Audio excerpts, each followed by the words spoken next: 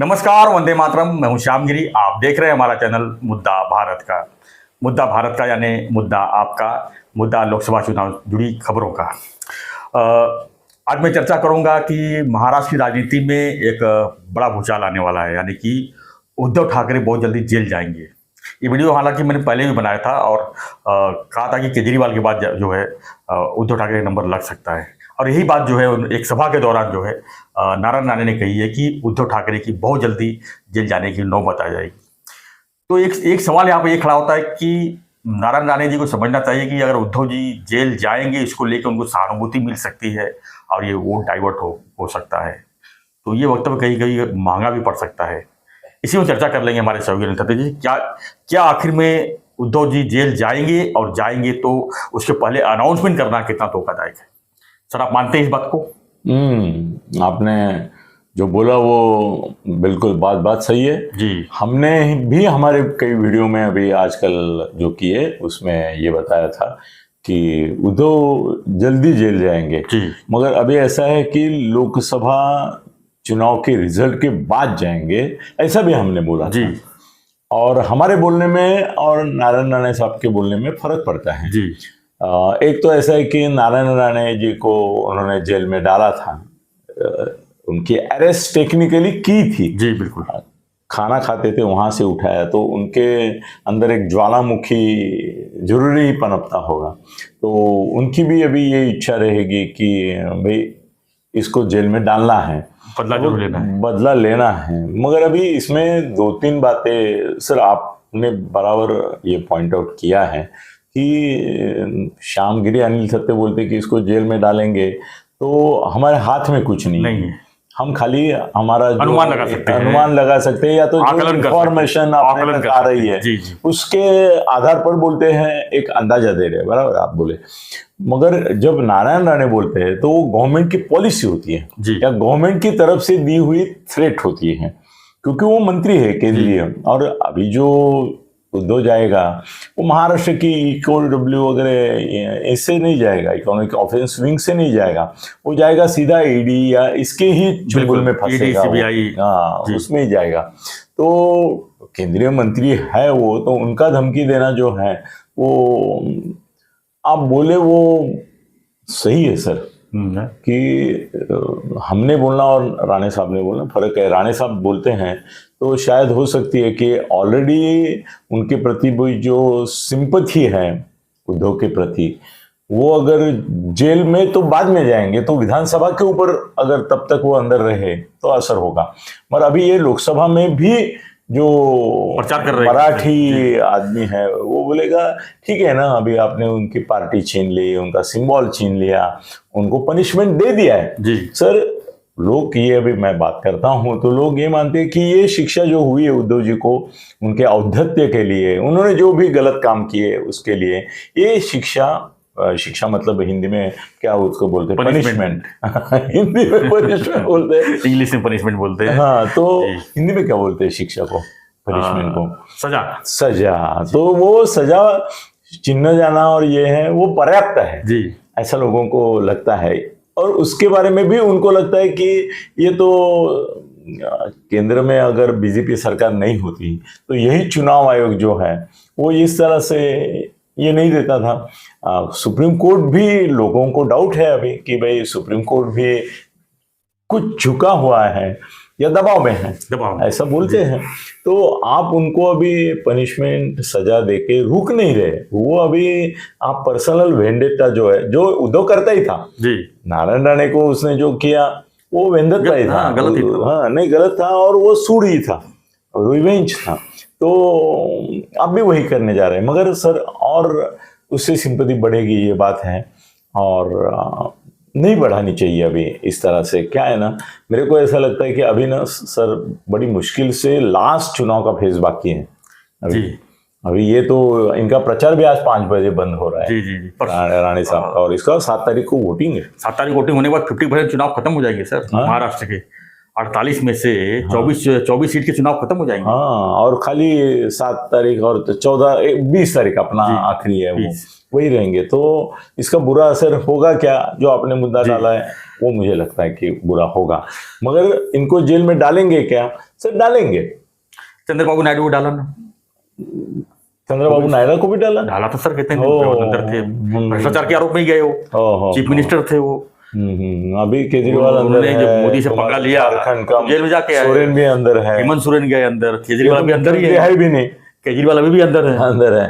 तो कोई ये डाउट वाली बात नहीं है, ये कुछ भी हो सकता है, मगर बोल के नहीं डालना चाहिए। हाँ, डाल लो सीधा। सर क्या बोल के नहीं डालना चाहिए, ये बात जो है ना, उसमें कैसा है ना कि हम भी बोले हैं, मगर कैसा है ना कि इन लोगों को लगता है कि उनको ये जो धमकी मैं दे रहा हूँ उससे हमारी सहानुभूति बढ़ेगी। हम नहीं सहानुभूति नहीं, मेरी ताकत का एक आविष्कार होगा। लोगों को लगेगा देखो राणे साहब ने बोला जेल में डालेंगे, उद्धव को जेल में डालने की बात की है उन्होंने वगैरह वगैरह, तो जरा थोड़ा सा एक शेर जैसा, एक दहाड़ शेर की लगती है वो करके उन्होंने बोला है। सर कल और एक मुद्दा आज भी लोग बोलते हैं कि राणे साहब को उन्होंने इतना डिस्टर्ब किया, इतना ये किया, केंद्रीय मंत्री रह के भी, केंद्र में सत्ता रह के भी उन्होंने कुछ नहीं कर पाए।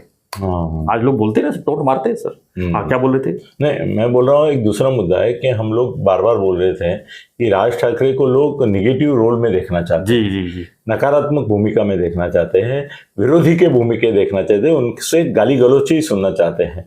इसका सबसे बड़ा पुरावा ये है कि कल राणे साहब के मतदार संघ में, चुनाव क्षेत्र में उनकी जो सभा हुई उसमें सबसे फ्लॉप भाषण, मतलब जिंदगी का सबसे फ्लॉप भाषण कल राज ठाकरे का हो गया।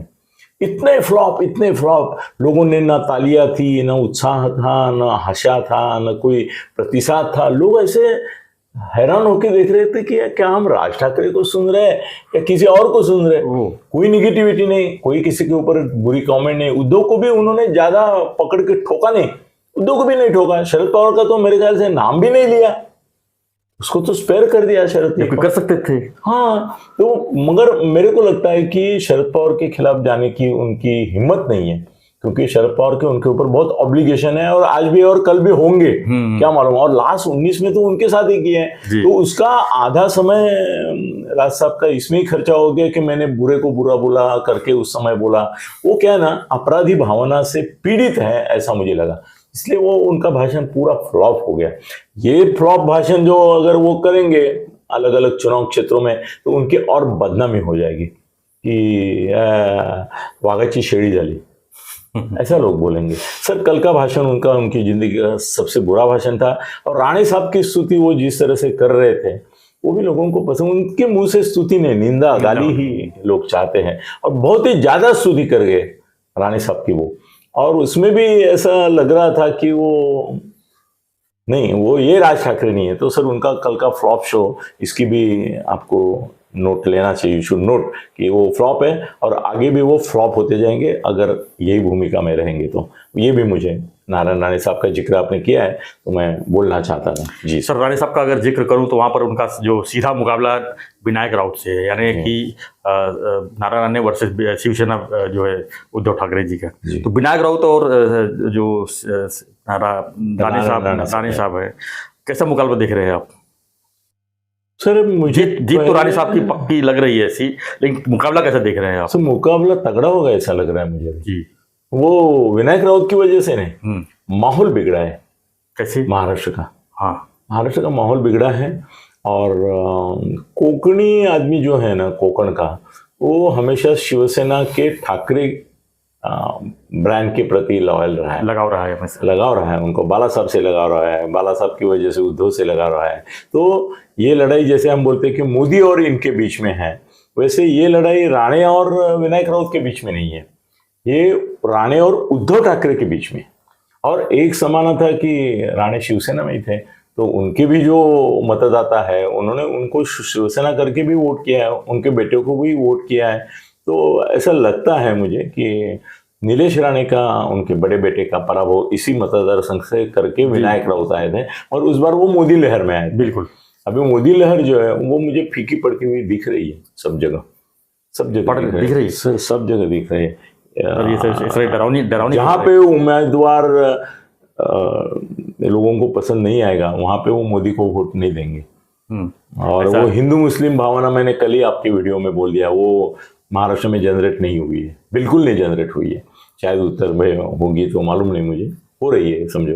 फिर भी महाराष्ट्र में हिंदू मुस्लिम का झगड़ा जो ट्रम्प कार्ड है इनका, हुकुम का काम नहीं चल रहा है। अभी जो खबर आई है श्रीनगर में जो है दहशतवादियों ने ये नहीं, उसका कोई सवाल नहीं, वो होता अगर रहता उसका है। रिवेंज में कुछ करते हैं तो नहीं, जैसे पुलवामा जैसा कुछ नहीं, कुछ नहीं करेंगे। अभी देर हो गई सर जी।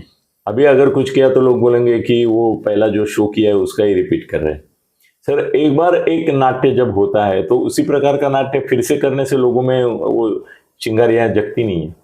सर हमारा ही भविष्यवाणी सच्चाई होगी, 300 पार, मगर 400 पार नहीं। अगर 300 पार होते हैं तो सबसे बड़ा झटका महाराष्ट्र में लगेगा। शायद हो सकता है कि इनकी इज्जत बचाने के लिए 25 महायुति और 23 महाआघाड़ी, ऐसा भी हो सकता है। और अगर इसमें कत्लेआम शुरू हो गया अगर इनकी तरफ से, जो बलि जाने की ये है संभावना, उसमें सर नारायण राणे भी हो सकते हैं। क्या बात है। और चुनाव जीतेंगे भी तो वो शान से नहीं जीतेंगे, मार्जिन बहुत कम होगा सर उनके लिए। राणे साहब के लिए 50,000 के नीचे का मार्जिन ये उनकी बेइज्जती है। उनका मार्जिन कम से कम 1 लाख लाखों में होना चाहिए, लाखों में होना चाहिए, हजारों में नहीं होना चाहिए, लाखों में। देखते क्या होता है। मगर सर ऐसा है ना कि मजा नहीं आया। और मजा जो एक जोश रहता है, हाँ, वो राणे साहब का भी भाषण जो था सर, उनके सामने नहीं है कोई ऐसा, इनको भी इतना महत्व देने की। तो सर क्या लगता है, ये हमारा विषय है, विषय जो है कि उद्धव ठाकरे जेल जाएंगे, पर उसमें नारायण राणे का क्या रोल रहेगा? राणे साहब थोड़े मोदी को बोल सकते हैं कि इसको जेल में डालो, वो मोदी साहब और डिसाइड करेंगे। और उसमें एक हिच ऐसी है कि परसों तो मोदी साहब ने इसको गोद में ले लिया उद्धव को, भाई उनकी कोई तकलीफ होगी कल भी तो मैं हूँगा, बोले कि नहीं, बोले कि नहीं। तो इनकी तकलीफ यही है, सत्ता नहीं है, तो कल मोदी साहब उनको मदद भी कर सकते हैं।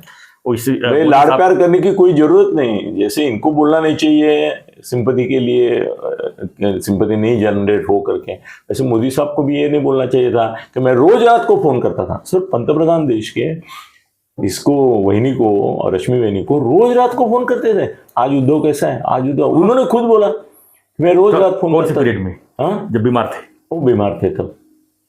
फिर इतना भी कोई नहीं, हम हमारे घर के आदमी भी हॉस्पिटल में है तो दखल लेते हैं, मगर रोज रात को प्राइम मिनिस्टर फोन करके उद्धव को पूछे, ये बहुत ही ज्यादा हो गया सर कुछ।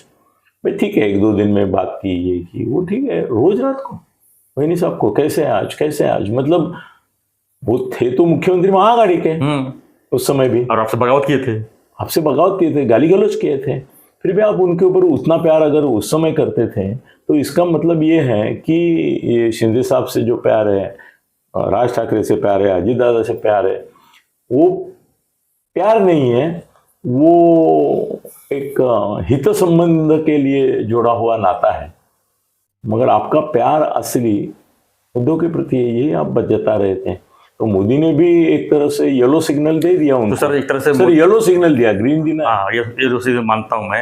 एक तरफ मोदी जी सर हालचाल ले रहे हैं, दूसरी तरफ नारायण राणे जी बोल रहे हैं जल्दी जेल जाएंगे, तो चलेगा किसका? सर राणे साहब के हाथ में कुछ नहीं है। हाँ, राणे साहब के हाथ में नहीं, मोदी साहब डिसाइड करेंगे। पर जो प्यार उन्होंने जताया है उस पार्श्वभूमि पर उनको जेल डालना भी नहीं लगता है ना। क्या होगा, ये तो शाह साहब कर सकते हैं, मगर सर चुनाव की रिजल्ट कैसे आते हैं उनको विधानसभा के लिए, सर लोकसभा के चुनाव में जरूरत पड़ेगी करके उन्होंने अजीत पवार को ले लिया, जिसका कोई काम नहीं, कोई उद्योग नहीं, भूमिका नहीं। अब विधानसभा अभी पछता रहे हैं, मगर पछता रहे शिंदे कि हमने कैसे अलॉट किया इनको लाने के लिए। तो सर देखते हैं जेल जाएंगे क्या, ये मोदी तय करेंगे, देखते हैं। धन्यवाद सर। तो आपकी क्या प्रतिक्रिया है इस पर, हमें कमेंट बॉक्स में लिखिए। क्या लगता है आपको कि उद्धव जी जेल जाएंगे, जाना चाहिए? आप जरूर लिखिए और बने रहिए ऐसी खबरों के लिए, ऐसे विश्लेषण के लिए। देखते रहिए चैनल मुद्दा भारत का। लोकसभा चुनाव जुड़ी हर खबरों को जो है विस्तार से जो है हम आप तक जरूर पहुंचाएंगे। और मेरा मराठी चैनल है अनिल गगनबेदी छत्ते, उसको भी सब्सक्राइब करो, देखो, उसमें 20-20, 25-25 वीडियो आ रहे हैं। कल भी हमने बहुत सेंसेशनल वीडियो डाले हैं, वो भी देखो। धन्यवाद। चैनल को लाइक, शेयर और सब्सक्राइब जरूर कीजिए। धन्यवाद। जय हिंद, जय महाराष्ट्र, जय श्री राम। जय श्री राम।